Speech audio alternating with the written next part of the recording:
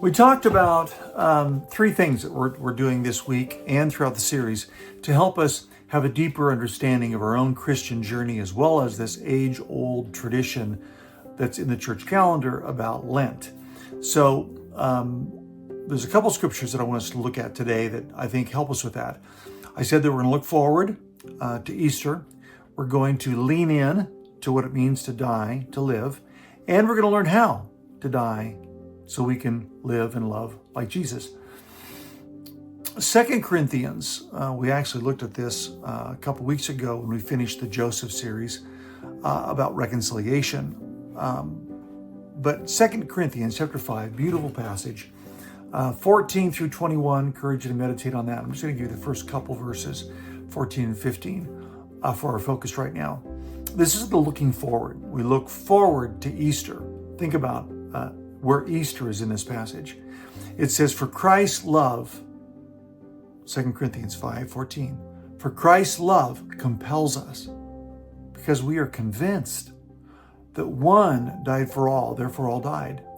And he, Jesus, died for all so that those who live should no longer live for themselves, but live for him who died for them and was raised again. Did you see Easter? That we're living for this one who died and rose again, that because of what he did for us. What Paul's saying is that the thing that motivates us the most is Christ's love.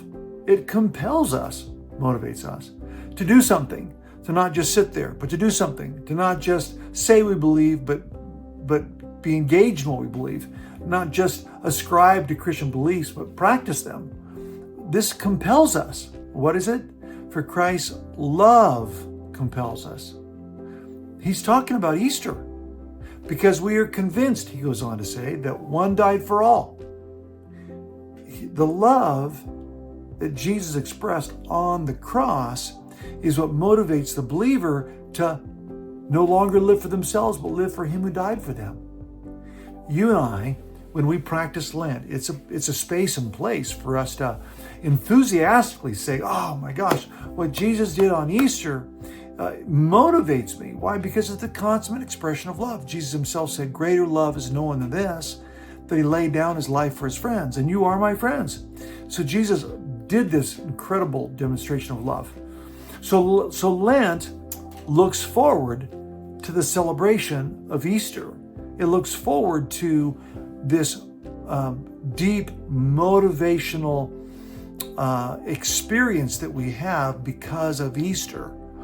And so when you think about it, what Lent is an opportunity for us to not just look forward, but lean into what Jesus did for us and learn how to do it ourselves. To learn how to do it ourselves. 1 John chapter 3:16 says, this is how we know what love is. Jesus Christ laid down his life for us so that we would now lay down our lives for one another. We can't do this extravagant living and loving like Jesus, if we don't learn how to die to our flesh, to the sin nature. Real quick, let me just differentiate some things that Lent is and some things that Lent is not. Lent is an opportunity for us. Lent is, these are all P words. Lent is a portion of the Christian calendar. So if you took a circle, you drew it in half, this is called ordinary days, and the rest of the calendar is put together with start of Advent, which leads to Christmas, which leads to Epiphany, which leads to a section of ordinary days, which leads to Lent, starting with Ash Wednesday, up to the Holy Week, Good Friday, Monday, Thursday, Good Friday, Dark Saturday, Resurrection Sunday, and then through his ascension, and then Pentecost, and then ordinary days. That's the church calendar. So Lent is a portion of the church calendar. It's also a period of 6 weeks or 40 days minus Sundays leading up to Easter. So that 40 days is significant because it represents the 40 days that Jesus spent fasting before he entered into his public ministry. It also symbolically represents the 40 years that the Israelites were tested in the wilderness, desert like Jesus, wilderness, before they entered into the promised land. So kind of capitalizes on that, the significance of 40 days. It's also a preparation time for new converts to kind of go through a catechism, to go through an evaluation and a deeper introspection about their lives before they are baptized as believers on Easter. If you've never been baptized, I want to encourage you, think about it, plan for it. Let this series be a type of catechism. Catechism is an educational experience, a time to focus on what you believe about God. Let it be a time to focus what you believe about God, and then sign up for baptism coming up. It's also a practice of spiritual habits. The notion of fasting and prayer and alms, or giving generously to others, are three primary practices that is encouraged through the Lent season. This is what it is. Let me tell you what it isn't. Lent is not a way that we get God to like us. God already likes us. It's not a way to earn spiritual brownie points. God does not judge on a point system. It is not a way to make others think that we're really spiritual because they see us fasting or praying or giving something. In fact, all three of those practices in Matthew chapter 6, Jesus said, do them secretly. Don't do them in front of others to receive the praise of men. Do them in private where your Father in heaven sees them. So they're not done so others would be impressed with us. So they're not a way to get God to like us. They're not a way to earn salvation. They're not a way to get others to be impressed with us. They're not a way to get the heavy-duty work of a believer done in 40 days so you can coast the rest of the year through those ordinary days. The ordinary days, that interesting term, ordinary, ordinal, means numbered. The days are numbered.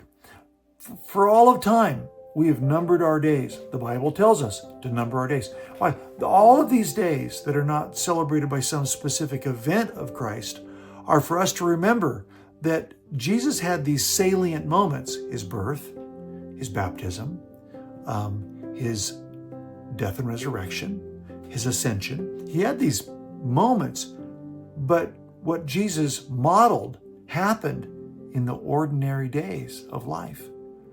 That's where we see if we're really devoted to him.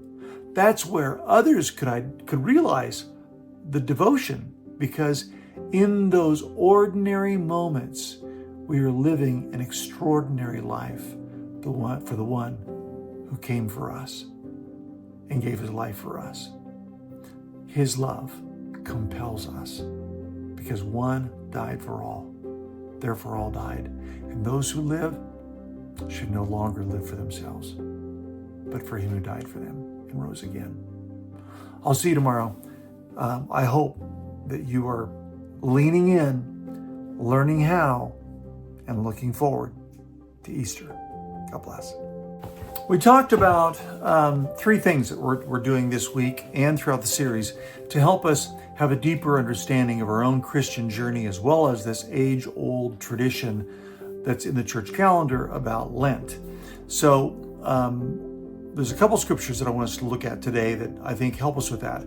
I said that we're going to look forward to Easter. We're going to lean in to what it means to die, to live, and we're going to learn how to die so we can live and love like Jesus. 2 Corinthians, we actually looked at this a couple weeks ago when we finished the Joseph series about reconciliation. But 2 Corinthians chapter 5, beautiful passage, 14 through 21, encourage you to meditate.